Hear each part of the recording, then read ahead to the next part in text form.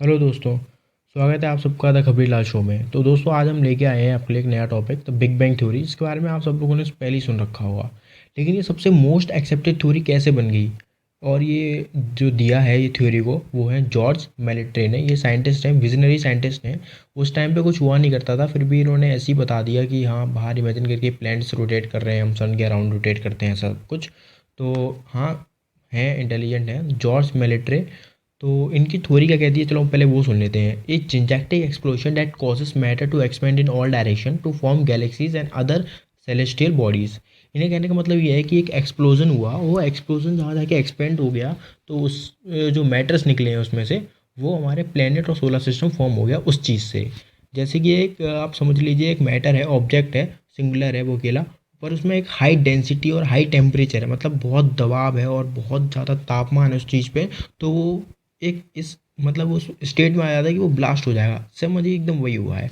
तो ब्लास्ट हुआ वो, तो उससे एक्सपेंड होगा वो। जब कोई चीज़ ब्लास्ट होगी तो वो एक्सपेंड होती है। तो बस इस स्टोरी में ये बोला है कि वो एक्सपेंड हुआ है, कुछ गैसेस हैं, डस्ट हैं, उस चीज़ से मिलके प्लैनेट्स बन गए हैं। तो और इसके बाद एक और साइंटिस्ट आए, हबल, इन 1929।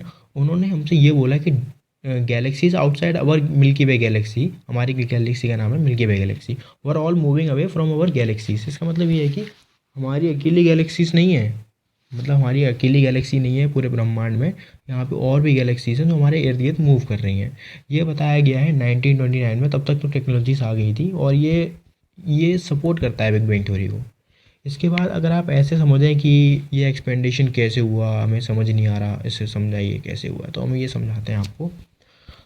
देखिए इसको एक समझने का दूसरा तरीका है, another evidence in favour of big bang theory is ड्रॉपलर shift. देखिए आप ऐसे समझिए कि जो आपने इंद्रधनुष देखा होगा, उसकी आपने लाइट्स देखी होंगी, तो जो लाइट होती है ना, पहले नीचे हल्की होती है, फिर थोड़ी और डार्क डार्क डार्क, इस तरीके से सबसे ऊपर जाके सबसे डार्क लाइट मिलती है। तो हम आपको कलर्स भी बता देते हैं, VIBGYOR, इसको हम विबग्योर कह के पढ़ते हैं। तो सबसे जो ऊपर रहता है ना, वो होता है मैक्सिमम वेवलेंथ और मैक्सिमम फ्रिक्वेंसी। तो जब ब्लास्ट होगा तो सबसे ज़्यादा फ्रिक्वेंसी, सबसे ज़्यादा वेवलेंथ होगी इसकी, तो वो हाई एनर्जी हो जाती है, इसलिए उस जगह पे ज़्यादा रहेगा वो।